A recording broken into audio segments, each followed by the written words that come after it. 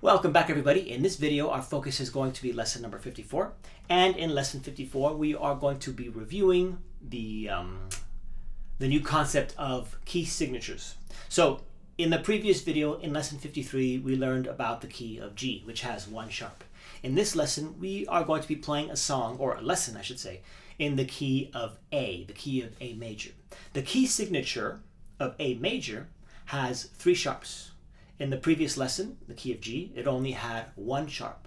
So now we have to worry about 3 different notes, or we have to remember that 3 different notes in this lesson are going to be sharp, even though the sharp sign will not be written in the music.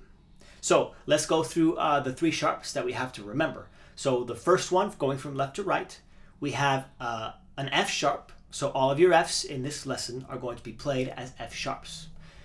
The next one is going to be a C. So now all of your Cs in this lesson are going to be played and read as a C sharp. And the last sharp sign is G. All of your Gs are going to be read and interpreted as G sharp. So it's a lot to remember.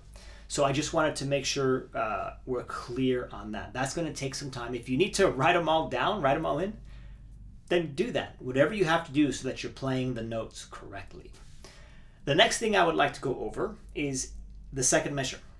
In the second measure, we have in the middle voice, we have a B, a D, and a B. Now, B and D, those particular B's and D's, these 2 notes, we learned those on the second string. B was second string open, okay, and D was second string 3rd fret, right here, okay. But in this measure, you'll notice the small number in a circle. We're going way back to the first couple lessons that we actually that are in the beginning of this video series. That number in a circle, if you remember, is representing a string. And you'll notice it's lined up with the B. So B, which is normally on the second string, in the music, it is asking you to play B on the 3rd string. And again, that's why that 3 in the circle is there. So where is B on the 3rd string?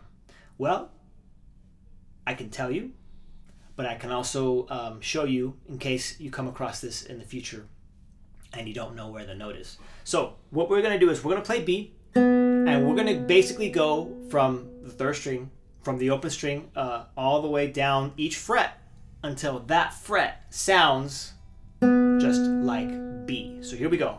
B. Those are definitely not the same note. So now let's go to the 1st fret. Those are not the same note. Okay. Nope. Still not the same. Definitely not the same. Hear how these 2 notes sound identical? So that means B on the 3rd string is going to be on the 4th fret. There it is. Because that's going to be the same sound, the same pitch, same frequency as the 2nd string open. So now we can play B on the 3rd string here with our 3rd finger, no less. There's a 3 underneath it. And then that frees up the 2nd string to play D right here with our 2nd finger. So now we have this. And in the bass we have the 6th string open. And then in the 1st string, and in the top voice we have a high E open on the 1st string. So we have in measure 2. As opposed to, do you hear how that sounds really clunky? If we replace, or if we move that B note to the 3rd string, all of a sudden it sounds really smooth, really legato. Okay, I believe that's the only time it occurs. Yes. So let's continue in measure 5. Let's go to measure 5. In measure 5, you have, by the way, let's review the key signature. The 3 notes we have to remember to raise: F sharp, C sharp, and G sharp. So let's take a look at measure 5. We have an A in the bass, an A in the middle voice, a C, which is now a C sharp. So that's going to be moved from the first to the second. So we have this. And then we have a G with your fourth finger. And there's a natural sign there. Okay? That natural sign is telling you to cancel out the sharp sign that is in the key signature. If that natural sign were not there, you'd be playing this right here, G sharp. Because according to our key signature, all of the G's in the music need to be raised. But the natural sign is canceling that sharp sign out. So we're going to return G to its natural state, or just G natural as opposed to G sharp. We have this. Oops. That's why there's a natural sign, but you never saw a sharp sign previous to that. Right?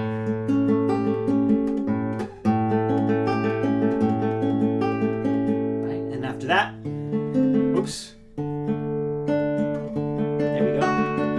Just D major.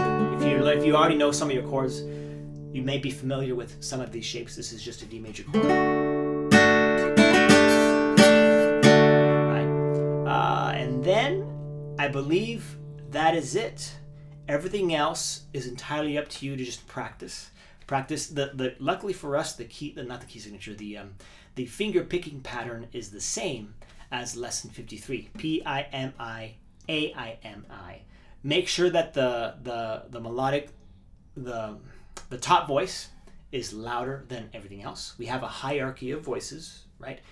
The ring finger, you want that to be played a little bit louder than both your index and middle, and your thumb.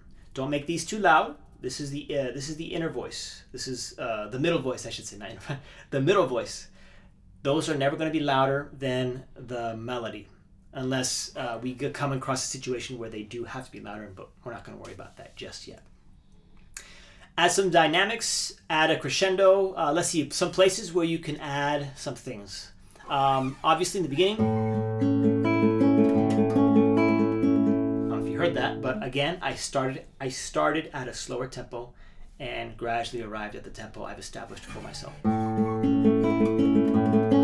Oops. Oh, here's a good one. When you're playing the first chord, your middle finger is on C sharp. Okay? On the second chord, or the second measure, your middle finger is going to shift to D, right here. And that's going to give you an opportunity for your ring finger to simply come down on the B on the third string, which again is on the fourth fret. Okay, so we have this. Watch my middle finger.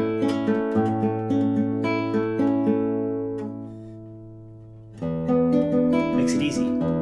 It's what we call a guide finger. It's guiding the rest of our hand to it's guiding our hand to the next position that we need to shift to. Measure 3, we have a G sharp. That's not a G natural. Remember our key signature, all the G's are sharp. That's why you see a 1 there, but without a sharp sign. Because it's assumed that you remember where the sharps are.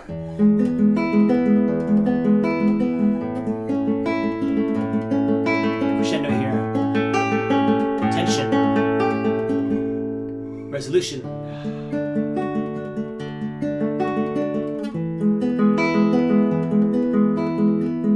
Resolution again. Oops. And you're done. All right. Hopefully that helps. I will see all of you in lesson 55.